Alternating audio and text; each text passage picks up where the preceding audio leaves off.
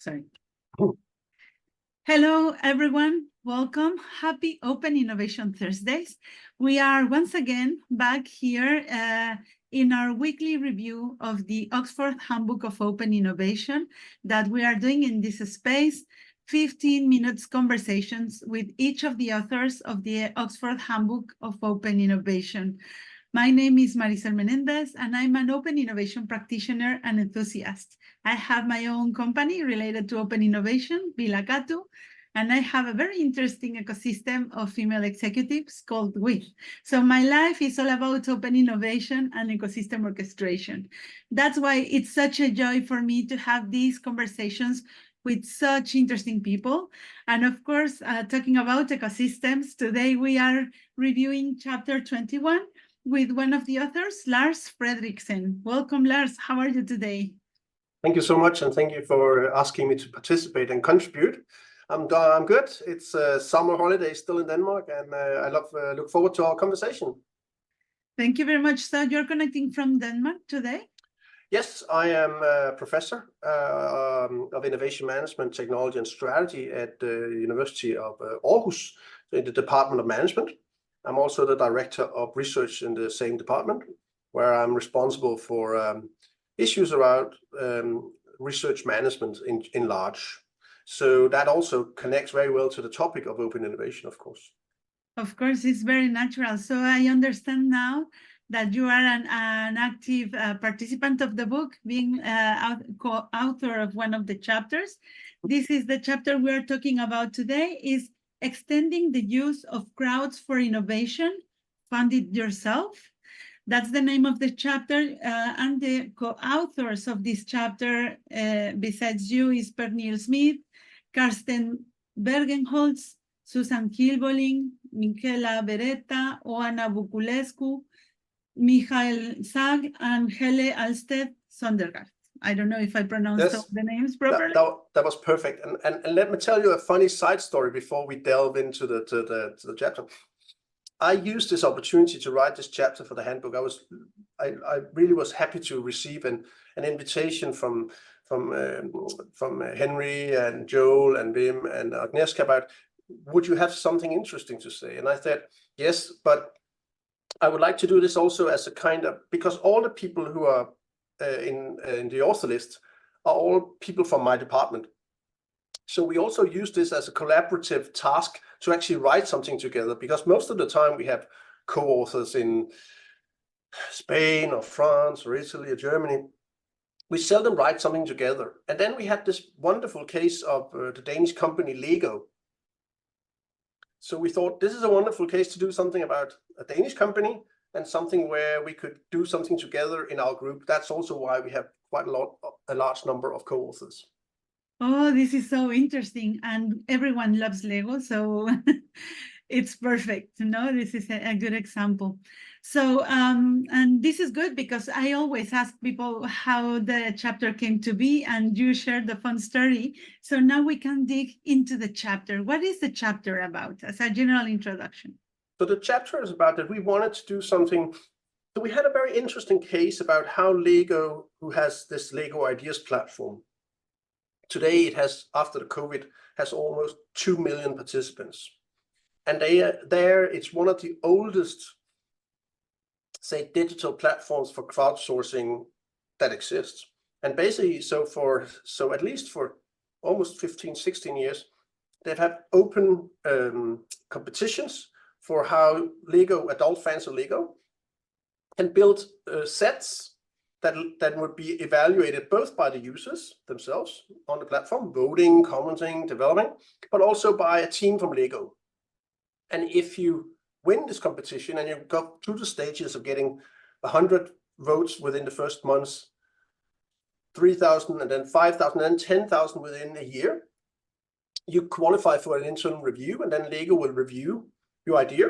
And if you are asked to put this forward as a Lego product, sorry, you will receive 1% of the turnover, which is, for a Lego product of these kinds, a quite substantial, it's a life-changing amount of money. So the problem was, in our case, that after the COVID, Lego have had so many submissions and many people are voting for this and actually qualifying for a review. But they still have to be conservative in how many they can actually accept to produce, which means that a lot of ideas that are actually quite good, but they cannot produce either because they're not built well enough, or because they have too many in the category of cars, or because there are IP issues. So for example, somebody would build something from, let's say, from a James Bond movie, and then they don't have the IP for that. So there might be many reasons why they're not accepted, and they're just lying there. So they have literally thousands of user-driven ideas that other users would love, but will never be produced.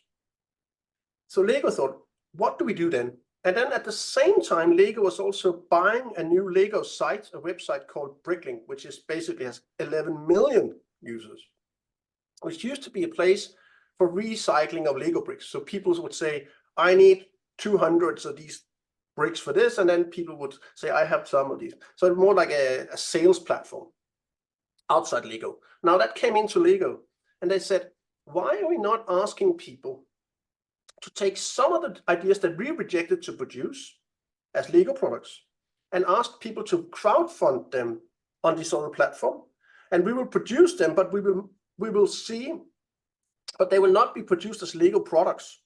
So the winners will not get a benefit, but the users will actually get, if there's 3,000 users who would crowdfund this, so they will fund in the production cost, we will create this, but as non-labeled Lego products. So in that sense, starting out, when you ask me, this paper says two things. First of all, it reviews what we call the 4 main forms of using the crowd in innovation. Okay. Select how do you use the crowd in problem formulation? How do you use the crowd in crowdsourcing? So problem solving? Mm-hmm. How do you use the crowd in evaluating ideas? And how do you then use the crowd also to fund either their own or your ideas? So in that sense, the last question of marrying the problem solving, the evaluation, and also the fund it yourself, actually in our case, as I told you about. So the first thing was to show these 4 different approaches for companies have of what they want to involve. And then the second bit was to say, look, there is a nice model here where Lego in one part has the problem solving and selection, but actually also now for the ones that are not selected, gives an opportunity to fund those, but also by the crowd.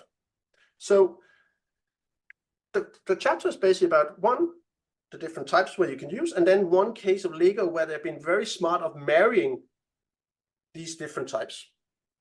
It's so very interesting. And last chapter we spoke with Kritika Randawa, who has been researching on crowdsourcing for a long time. And she was also looking or talking about the different use of crowdsourcing and the connection. And she was in particularly citing the Lego example for the creativity, But now you are also adding this layer that is not only creating, and this problem solving, but also the matter of funding and bringing this to the market, So what are the main learnings or the main takeouts from this chapter? The main takeouts is that we have on page 366, there is a big table where we try to bring together all the disadvantages and advantages. Yes, there you go. There's the table. So if you are a manager in a company and you're thinking about how should I involve the crowd in my company? What is it that I want the crowd to do relative to the capabilities I have? Maybe you have very smart experts that are very good at selecting, but you need more people to help you developing new ideas, so formulating problems. Or I need people that can solve a problem. So in that sense, we try to outline what is the advantages of using the crowd for each of these different steps. I think that is mainly useful for companies when they strategically want to think about how and which way is best to use the crowd. Second, the outcome is that if you're smart like Lego, you think about how the crowd can be used in many different aspects. So it's really not a game of, are we going to use the crowd for this, or are we going to use the crowd for that? We are going to extend and say, look, we can also use the crowd to help us for all the ideas that was not selected. And I think one of the issues, both in the old case of incentive and other cases, threadless and so on, has been the issue that we have focused on how the crowd selects and generate new designs or new drugs. Mm-hmm. But if you talk to the people who actually worked in incentive, one of the problems was that they ended up with so many solutions that were never used. And also in threadless, they end up with so many designs that are never voted for. So how can we think strategically as a company that these might be slightly off the target for us, but users might still pay for this? So it's not going to be in cost for us, our company, to produce it. It might not even be on our label and therefore not our legitimacy and our brand value, but we can still get that little part of the users to actually produce this for them because they want it, they love it. So of course we still have legal competence to make sure that the product is safely produced and so on and so on, but it's not within our main legal category. It's within, so just to give you another example, thinking about new revenue streams that legal could generate for these ideas that they are not themselves producing, is that they also now say to some of the big distributors like Target or like what was the retailers, not the big retailers. Yes, exactly. And it's a retail. Look, maybe you want specific for your chain, specific Lego sets that are unique for your chain. So retailers could be Target or what I said. That to say, look, you can actually choose from some of the ideas. Here is 4 ideas that was almost selected by us and by our users. Actually, they have all been selected by the users. They all had 10,000 votes in the original competition, but they didn't fit into the Lego portfolio at that time. So here's some ideas that users love, but we chose not to develop for different reasons. Now, either the crowd can fund them, as we show, but or we can give it to retailers and say, look, maybe you want to say and fund the production of these, and you can call them target sets. They're Lego developers, and we can also help you produce them, but they're not going to be Lego sets as such. They're going to be target sets. But with the high standard of Lego bricks and Lego building instructions, Lego safety instructions, so it will be comply with all the Lego ideas. So I think it's a wonderful idea about how Lego have expanded a life for the user generated content that was not perfect at that time for Lego, but that somebody else might be able to see value in. It's marvelous because it's allowing this value to be generated, even if it's not in your control, no? And going back to the very basic definition of an ecosystem is these autonomous members who are complementary and create more value than they would do on their own, no? Exactly. But also in this case, we're seeing like you can allow others to create this value. You don't need to own it to maybe generate more value in the ecosystem. This is a marvelous idea. And I also like a lot, I've been researching lately around how to avoid or how to get value from scraps and rejects in the innovation process. Somehow a circularity, a circular economy around innovation. And this is also a way like we don't, just because we are not using it, we don't block the value creation possibilities here, which is amazing. So one of the problems was that, for example, for the incentive, and you can speak to the people who originally did this in Eli Lilly before, but also in the incentive system, was that one of the problems was actually that they had so many problem-solving solutions that might not fit particularly for that one problem, but that meant up that you had thousands of ideas stocked in an archive somewhere. And who says that there are still not some value, as you say, to recycle there for other people? So I think, it's in a sense, our case shows that if you strategically can configure your ecosystem then you can, so when Lego have these users to fund it themselves, it creates value for the users, it creates value to some extent for the idea producers, because they may not get the turnover from Lego, but at least they get their products produced, and they get the fame of being somebody who actually developed that idea and get it produced. But they also provide Lego, they're gonna just pay Lego the production costs, but all the marketing costs and so on is not bent on Lego now. So it gives an opportunity for others to market it and carry that cost. So it's all about not only creating value, but it's also about balancing costs of who is actually paying the cost of different things.